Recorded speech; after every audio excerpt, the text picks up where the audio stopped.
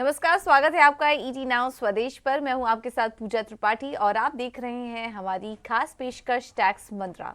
और इस शो में हम आपको बताते हैं कि आप किस तरीके से अपनी टैक्स प्लानिंग कर सकते हैं, वो भी आसान भाषा में। साथ ही साथ टैक्स प्लानिंग करते समय किन बातों का ध्यान देना चाहिए। अगर आपके कुछ सवाल हैं तो आप हमसे पूछ सकते हैं और इस शो में टैक्स से जुड़े जो भी उलझने हैं वो हम इस शो के जरिए सुलझाने की कोशिश करते हैं। और इस बीच आपके सवाल भी हमें काफ़ी ढेर सारे मिल रहे हैं। सब कुछ तो कवर नहीं कर पाएंगे, लेकिन उनमें से कुछ सवाल आज हमने व्यूअर्स के इस शो में शामिल करने की कोशिश की है। इंटरेस्टिंग ये होगा आज के शो में कि काफ़ी बुके ऑफ क्वेश्चंस हैं, अलग अलग सेगमेंट, अलग अलग एरिया से आपने हमें सवाल भेजे हैं। तो हमारी कोशिश रहेगी कि उन सवाल को एड्रेस करें और उन सवालों के ज़रिए अगर बाकी दर्शकों की भी मदद हो रही हो तो वो भी काफ़ी अच्छी बात है। फिर थोड़ा और डिटेल में हम जानने की कोशिश करेंगे कि किस तरीके से बेहतर तरीके से आप अपनी टैक्स प्लानिंग कर सकते हैं।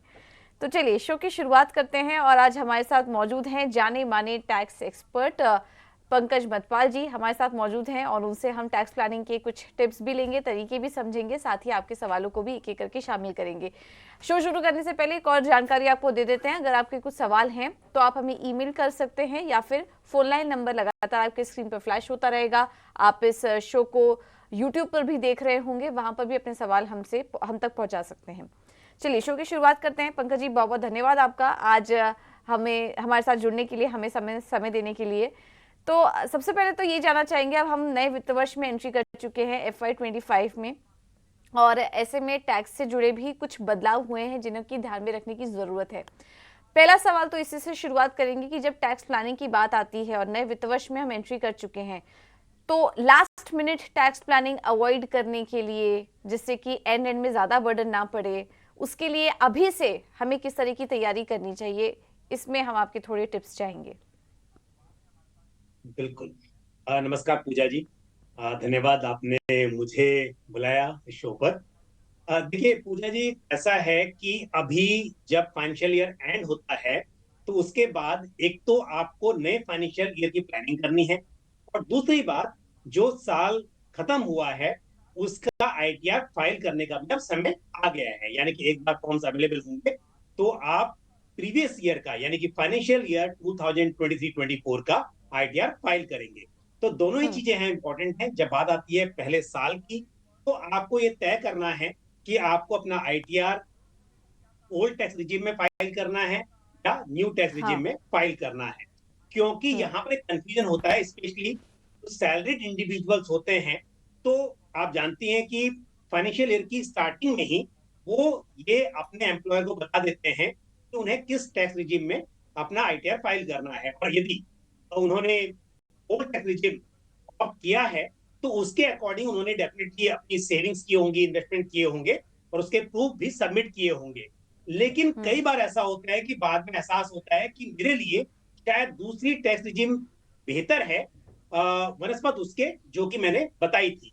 तो हम्म। आप बिल्कुल उसमें इस बात का ध्यान रखें कि वो आप आईटीआर फाइल करने से पहले चेंज कर सकते हैं, क्योंकि कई बार ये देखा गया है कि टैक्स पेयर बोलते हैं कि मैंने तो पहले ही ऑप्ट कर लिया है, तो अब क्या कर सकते हैं। तो कोई बात नहीं, यदि टैक्स ज्यादा कटा है जबकि दूसरी टैक्स रिजीम यदि आप ऑप्ट करते हैं तो टैक्स बचता है, तो आईटीआर फाइल जी। करने से पहले आप ध्यान रखें। और आईटीआर जब फाइल करेंगे, जैसे कि जुलाई 31 आपकी ड्यू डेट होगी, उससे पहले आपको फाइल करना है। यदि सैलरी इंडिविजुअल की बात कर रहे हैं या फिर वो बिजनेसमैन जिनका ऑडिट नहीं है, तो उस केस में आप तब कर सकते हैं।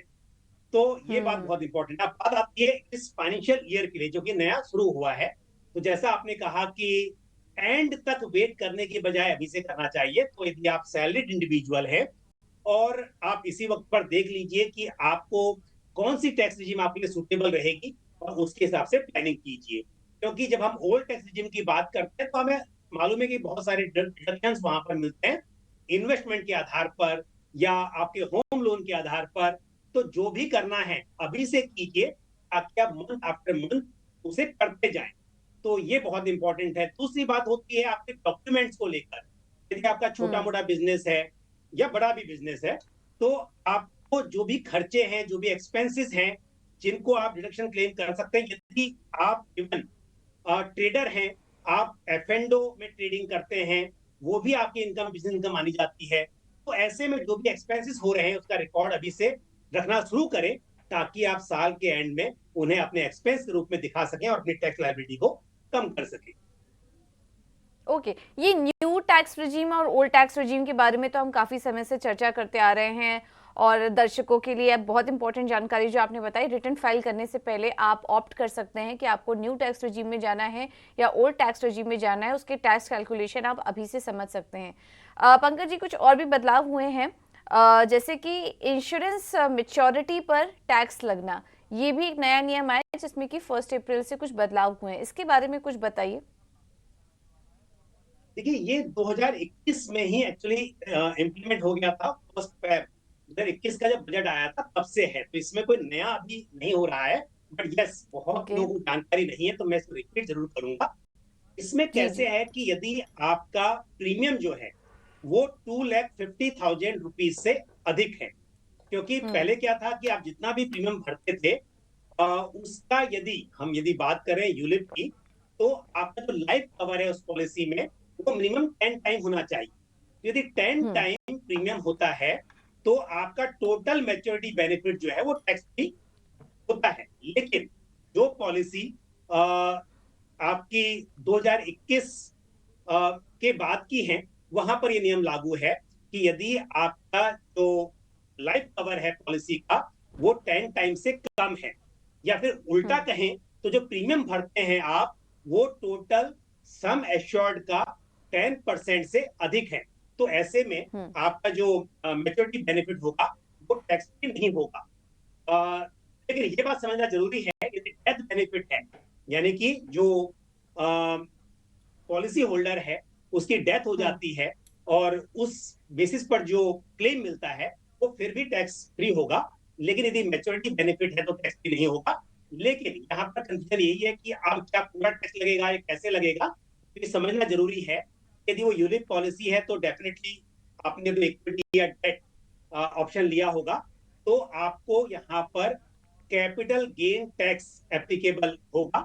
तो वो long term, short term, indexation benefit, वो सभी यहाँ पर क्लेम किए जा सकेंगे। और शॉर्ट टर्म तो होगा नहीं, क्योंकि 5 साल मिनिमम पीरियड है, 5 साल के बाद ही आप सरेंडर कर सकते हैं पॉलिसी को, या मैच्योरिटी होगी हम्म। तो वो भी लंबी होगी।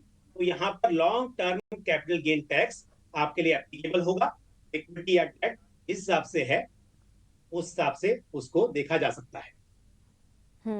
ठीक है। तो ये है सलाह इंश्योरेंस की मेच्योरिटी पर। नया नियम नहीं है, काफ़ी पहले से है, लेकिन इस पे थोड़ी क्लैरिफिकेशन हमने आपको दी। चलिए अब शुरू करते हैं सवाल जवाब का सिलसिला, और काफ़ी सारे सवाल हमें आपके मिले हैं। सब तो शामिल नहीं कर पाएंगे, लेकिन कोशिश हमारी यही होगी कि ज़्यादातर सवालों को शामिल करें। संजीव कोचर जी ने हमें सवाल भेजा है, और इनका सवाल यूलिप को लेकर है। यूलिप पॉलिसी के सरेंडर को लेकर इनका सवाल है कि किस तरीके के टैक्स कैलकुलेशन हो सकते हैं। पंकज जी, इनकी जो इंश्योर्ड वैल्यू थी वो थी 5,25,000 रुपये, और एनुअल प्रीमियम 75,000 थी, जो स्टार्ट हुई थी पॉलिसी 2018 में स्टार्ट हुई थी। और सरेंडर क्योंकि यूलिप में 5 साल के बाद अलाउ हो जाता है, तो उसका बेनिफिट इन्होंने लिया। मेरे ख्याल से एटीसी में बेनिफिट लेने के लिए इन्होंने यूलिप की शुरुआत की। अब सरेंडर अमाउंट भी इनको मिल चुका है, तो अभी थोड़ा क्लैरिफिकेशन चाह रहे हैं कि अब इस पर टैक्स के नियम क्या कहते हैं, टैक्स किस प्रकार से लगेगा। क्या जो पूरा अमाउंट मिला है सरेंडर वैल्यू, उस पर फुल अमाउंट टैक्सेबल होगा, या फिर फुली एग्जेम्प्ट होगा ये अमाउंट, या फिर कैपिटल गेन का जो अमाउंट निकल कर आया है उस पर टैक्स लगेगा। ये थोड़ी क्लैरिटी चाह रहे हैं, सवाल हमने आपको भी भेजा है। क्या सलाह होगी आपकी संजीव जी को? बिल्कुल, देखिए पूजा जी, अभी हम जो बात कर रहे थे थोड़ी देर पहले, हम्म। ये उसी से संबंधित है। अच्छा। 2012 में नया नियम आया था कि आपका अगर जो टोटल सम एश्योर्ड है पॉलिसी का, जो जब आप प्रीमियम भरते हैं तो उसका जो सम एश्योर्ड है वो आपका 10 टाइम होना चाहिए। अब यहाँ पर क्योंकि जो प्रीमियम भर रहे हैं वो हम्म। 10% से अधिक है, यानी कि इनका जो लाइफ कवर यहाँ पे आप देख रहे हैं कम है, वो 10 टाइम नहीं है। तो ऐसे में जो सेक्शन 10(10)(d) है, यानी कि सेक्शन 10(10)(d) के तहत आपका जो मेच्योरिटी प्रोसीड्स होता है वो टैक्स फ्री हो जाता है। लेकिन यहाँ पर ये एप्लीकेबल नहीं होगा, क्योंकि इनका प्रीमियम ज्यादा है और उसके सामने जो सम एश्योर्ड है वो 10 टाइम नहीं हो रहा है। तो अब यहाँ पर ये टैक्स फ्री तो नहीं होगा, लेकिन जैसा मैंने पहले भी कहा, कैपिटल गेन टैक्स यहाँ पर एप्लीकेबल होगा। तो पूरा जो अमाउंट मिला है वो टैक्सेबल नहीं होगा, लेकिन इन्हें देखना होगा कि इस पर कैपिटल गेन कितना हुआ है। तो यदि हम लॉन्ग टर्म कैपिटल गेन की बात कर रहे हैं और ये इक्विटी ओरिएंटेड फंड था जहां पर इनका इन्वेस्टमेंट हुआ था, क्योंकि यूलिप में भी चॉइसेस होती हैं कि आपको डेट फंड लेना है, हाइब्रिड लेना है, इक्विटी लेना है। तो यदि ये इक्विटी फंड है तो यहाँ पर हम जानते हैं कि long term capital gain tax जो होता है वो 10% के रेट से एप्लीकेबल होता है, और फर्स्ट 1 लाख का जो लॉन्ग टर्म कैपिटल गेन है वो एग्जेम्प्टेड होता है, उस पर टैक्स नहीं लगता है। तो ये नियम यहाँ पर लागू होगा। अब इनको देखना होगा कि इन्होंने इक्विटी का फंड लिया हुआ था, डेट लिया हुआ था, उस हिसाब से जैसा मैंने कहा कैपिटल गेन टैक्स ये पे करेंगे। ठीक है, तो ये कैपिटल गेन टैक्स का नियम यहाँ पर लागू हो जाएगा, जो कि क्लैरिफिकेशन आप चाह रहे थे। उम्मीद है आपको मदद मिली होगी, और जिस हिसाब से और जो आपको क्लैरिफिकेशन दिया है उस हिसाब से आप अपनी टैक्स प्लानिंग कर सकते हैं। आगे बढ़ते हैं, और प्रदीप कुमार शर्मा जी ने हमें अगला सवाल भेजा है, और इनका सवाल है बायबैक से जुड़े टैक्स नियमों पर। इनका सवाल है कि एलटीसीजी टैक्स इम्प्लीकेशन बायबैक के केस में किस तरीके से होते हैं, थोड़ा सिचुएशन वाइज हमें समझाइए।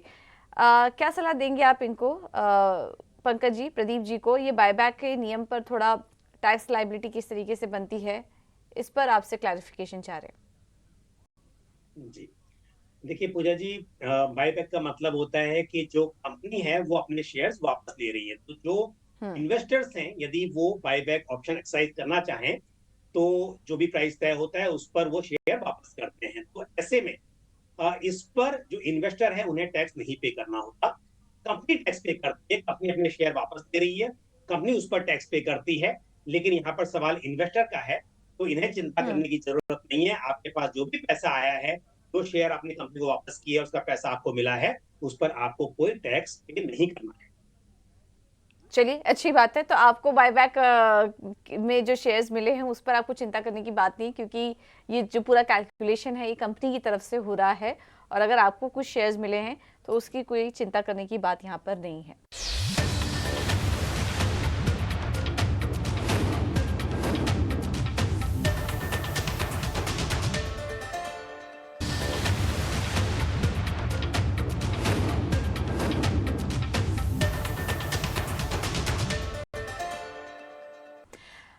अगला सवाल हमें भेजा है पंकज वाजपेयी जी ने, और इन्होंने एटीजी के तहत थोड़ा नियम समझने की कोशिश की है कि एटीजी के तहत इनकम टैक्स डिडक्शन क्या मिलते हैं। कुछ इन्होंने सिनेरियो भी पूछा है कि हाउ कैन वी डोनेट कैसे कर सकते हैं, कहाँ डोनेट करने पर एटीजी का फ़ायदा इन्हें मिलेगा, उसकी लिमिट क्या है, इसे क्लेम कैसे कर सकते हैं, और कितना परसेंटेज क्लेम कर सकते हैं। तो डोनेशन से जुड़ा बेसिकली ये सवाल है, जिसकी कोई धारा एटीजी के तहत कुछ फायदे भी मिलते हैं।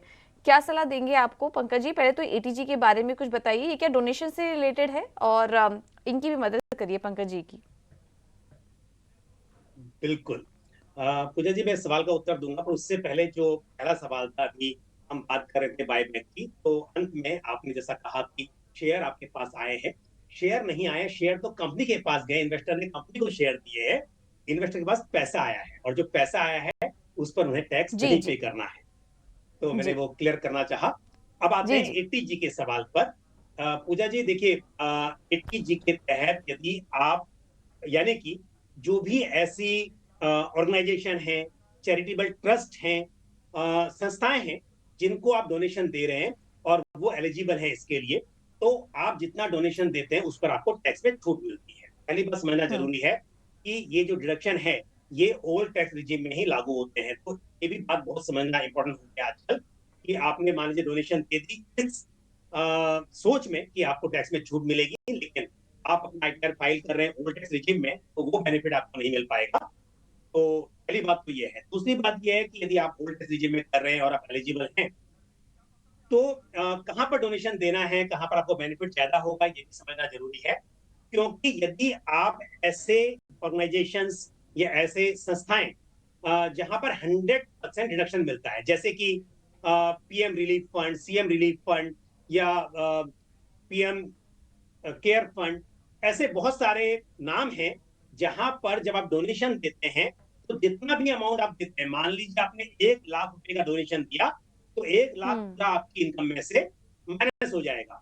तो अब यदि आप 30% टैक्स ब्रैकेट में हैं और आपने 1 लाख रुपया डोनेशन दे दिया, तो 1 लाख पर 30,000 रुपीज का आपको टैक्स बच गया। हम्म। वहीं कुछ ऐसी संस्थाएं होती हैं, जैसे कि कुछ चर्च हैं या फिर कुछ ट्रस्ट हैं, जहां पर 50% तक डिडक्शन क्लेम किया जा सकता है।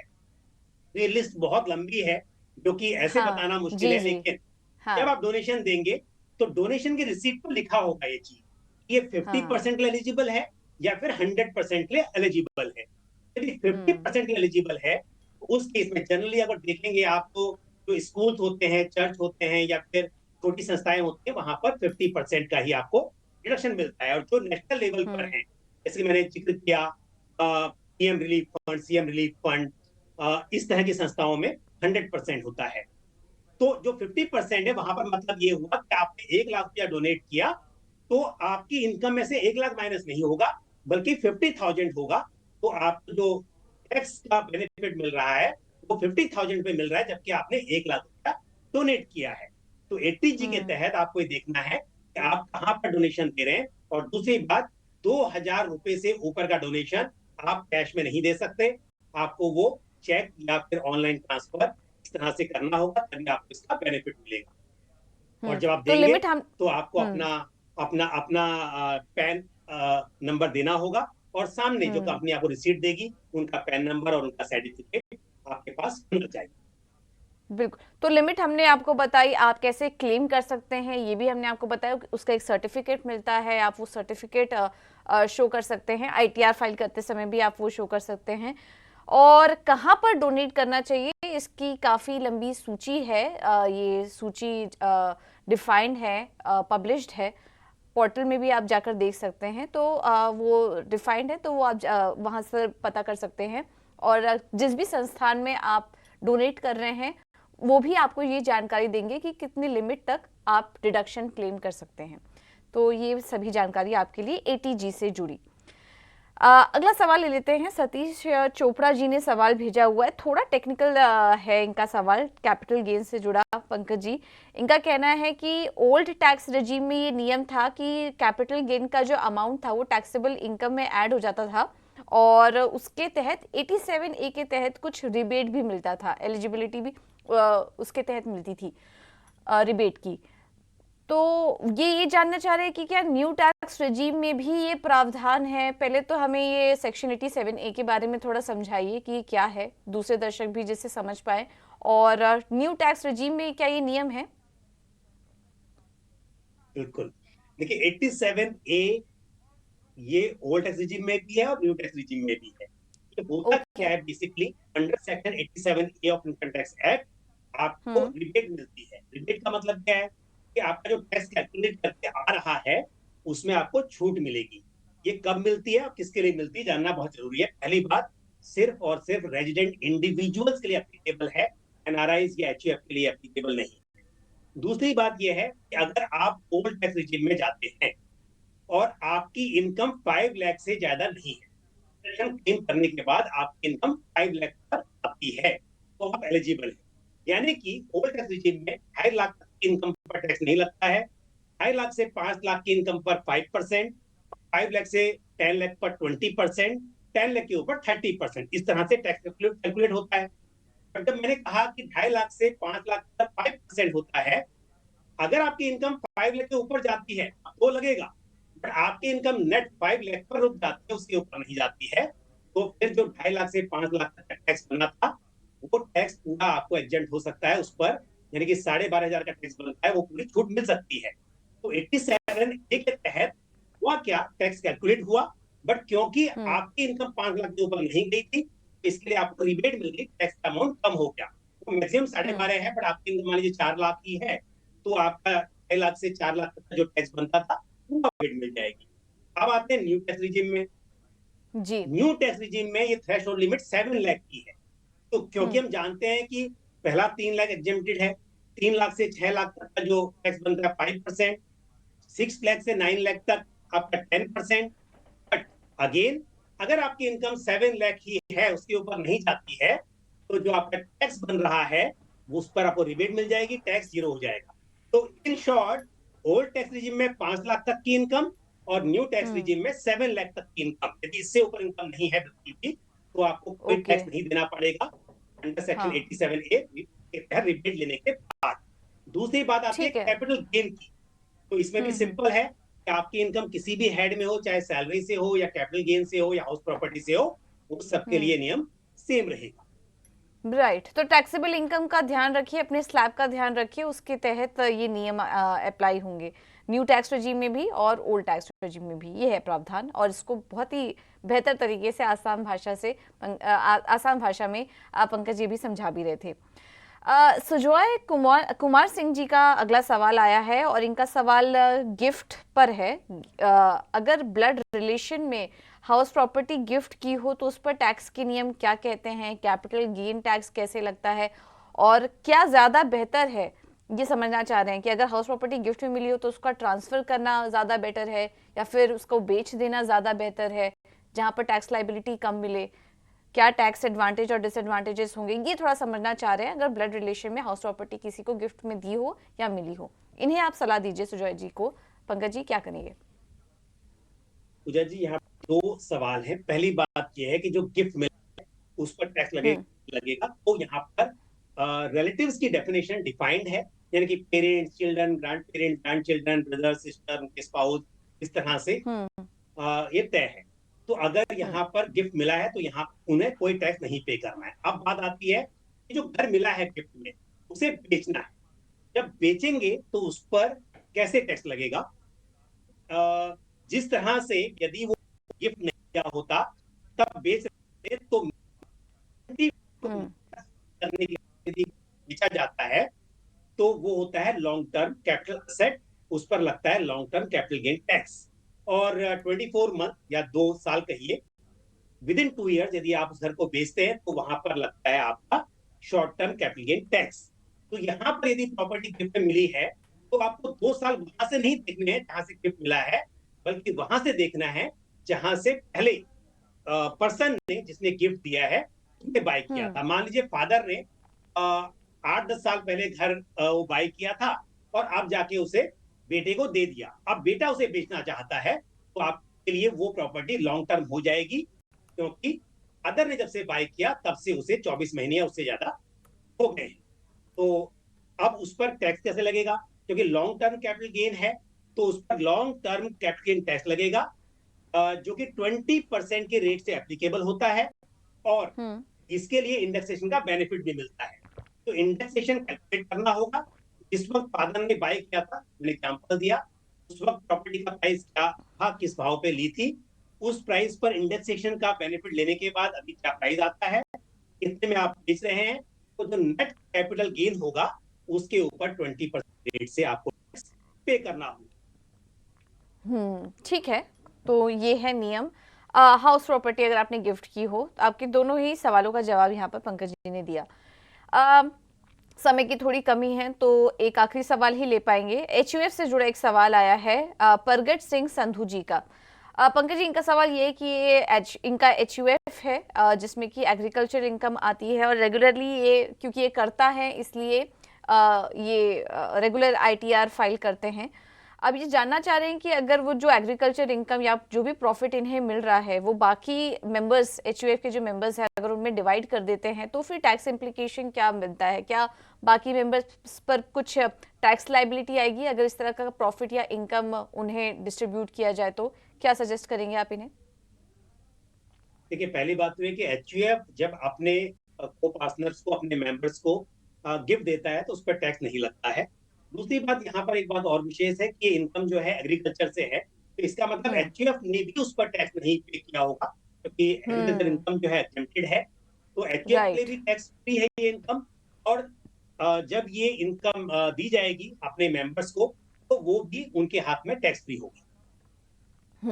बिल्कुल, तो ये अच्छा यहाँ पर बहुत अच्छी बेहतर तरीके से समझाया आपको कि किस तरीके से आप फायदा ले सकते हो और नियम क्या कह रहे हैं एचयूएफ के। और अच्छी बात ये कि आपकी एग्रीकल्चरल इनकम है तो उसमें आपको चिंता करने वाली बात नहीं है, और अगर आप डिस्ट्रीब्यूट भी करते हैं वो इनकम को, प्रॉफिट को, तो वो एग्जेम्प्ट ही होगी।